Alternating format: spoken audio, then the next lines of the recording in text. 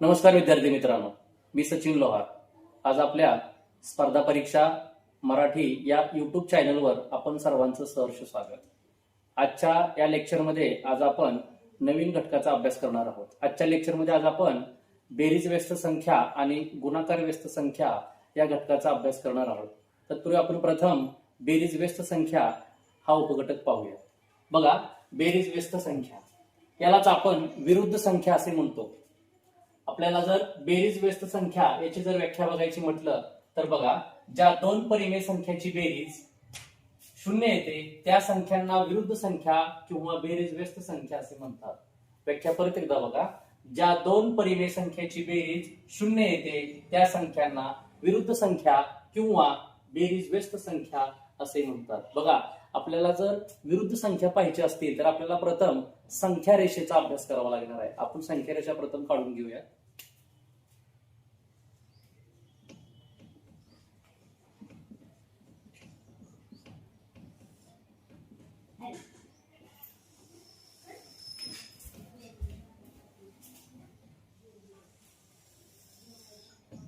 बघा, आपण या संख्या रेषेच्या मधोमध आपण शून्य घेऊया आणि शून्याच्या उजव्या बाजूला धनसंख्या 1 2 3 4 5 6 7 8 आणि शून्याच्या डाव्या बाजूला धनसंख्येच्या विरुद्ध संख्या म्हणजेच ऋण संख्या -1 -2 -3 -4 -5 -6 -7 -8 म्हणजेच बघा, या संख्या रेषा जसजशा वाढत जातील तसतशा या संख्या सुद्धा वाढत जाणार आहेत। आणि या बघा, या शून्यापासून या दोन्ही बाजूला समान अंतरावर असणाऱ्या ज्या संख्या आहेत त्या संख्या एकमेकीच्या विरुद्ध संख्या आहेत आणि यांची जर आपण बेरीज करायची म्हटलं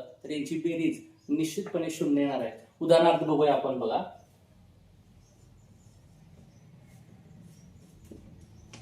बघा, आपण जर समजा धन 2 ही संख्या जर घेतली तर याची विरुद्ध संख्या, त्या धन 2 ची जी विरुद्ध संख्या आहे ती -2 आहे। बघा, त्याची विरुद्ध संख्या काय आहे? -2। जर आपण या दोघांची जर वजाबाकी बेरीज जर करायची म्हटलं तर या दोघांची बेरीज येणार आहे 0। बघा, अधिक अधिक अधिक आणि याला वजाचं चिन्ह आहे म्हणून वजा, अधिक वजा बरोबर या दोघांची वजाबाकी होणार आहे म्हणून 2 - 2 बरोबर याचं उत्तर 0 येणार आहे। म्हणजे बघा, या संख्या रेषेवरच्या कोणत्याही संख्या आपण जर घेतल्या, आपण कुठलीही संख्या घेतली आणि त्यांची जर आपण बेरीज करायची म्हटलं तर त्यांची बेरीज ही 0च येते। उदाहरणार्थ आपण पुढचं उदाहरण बघूया आणखी। बघा, समजा आपण या संख्या रेषेवरचं +25 ही संख्या घेतली अधिक या +25 ची विरुद्ध संख्या काय येणार आहे? -25 येणार आहे। आणि जर आपण या दोघांची जर बेरीज जर करायची म्हटलं तर यांची बेरीज 0 येणार आहे। 25 - 25 बरोबर यांची बेरीज किती येणार आहे? 0 येणार आहे। अशा आपण कितीही मोठ्या संख्या घेतल्या तर त्यांची जर आपण बेरीज करायची म्हटलं तर त्यांची बेरीज ही 0च येणार आहे। आणखी बघा, आपण पुढचं उदाहरण बघूया। समजा -5/7 याची जर आपल्याला बेरीज व्यस्त संख्या पाहिजे असेल, यांची बेरीज व्यस्त संख्या,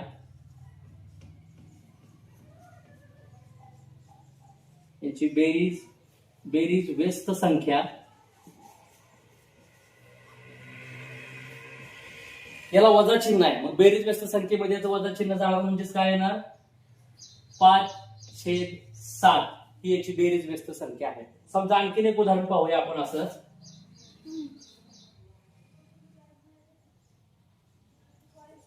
20/45 यांची बेरीज व्यस्त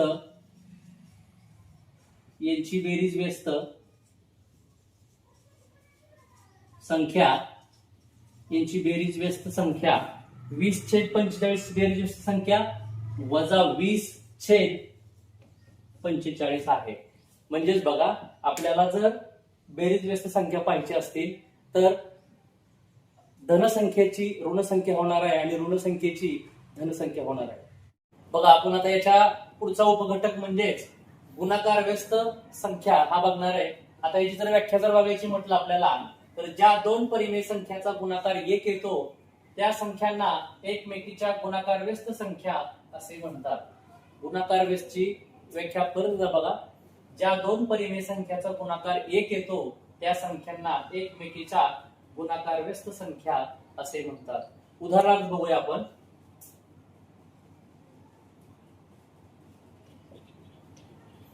बघा समजा आपण 5 ही संख्या घेतली आणि 5 या संख्येची जर आपल्याला गुणाकार व्यस्त संख्या जर बघायची असेल तर आपल्याला या 5 ला छेदस्थानी काय नाही म्हणून समजा आपण 1 घेऊ. म्हणजे आपल्याकडं 5/1 हा अपूर्णांक आपल्याला मिळालेला आहे. याची जर आपल्याला गुणाकार व्यस्त करायची असेल यांची गुणाकार व्यस्त संख्या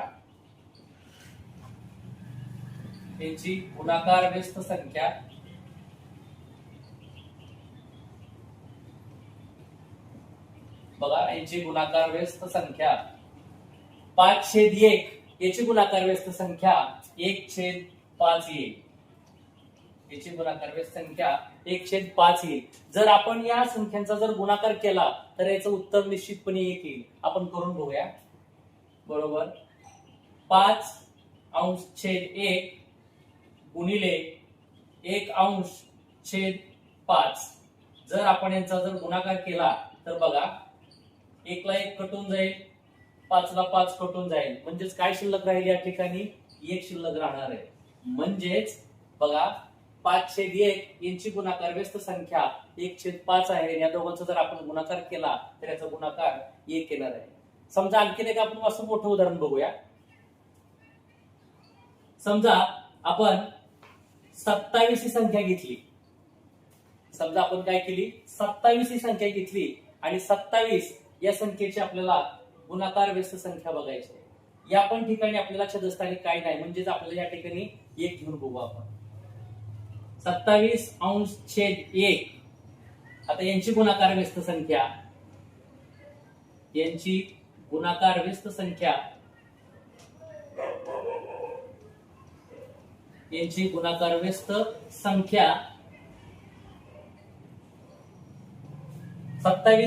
गुणाकार व्यस्त संख्या 1/27 होणार आहे.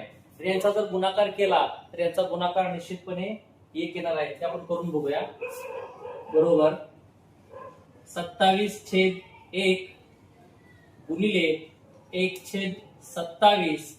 बघा मगाशी प्रमाणे 27 ला 27 निघून जाणार, 1 ला 1 निघून जाणार, बाकी या ठिकाणी 1 उरणार. म्हणजेच आपल्याला ज्या दोन परिमेय संख्याचा गुणाकार 1च येणार आहे.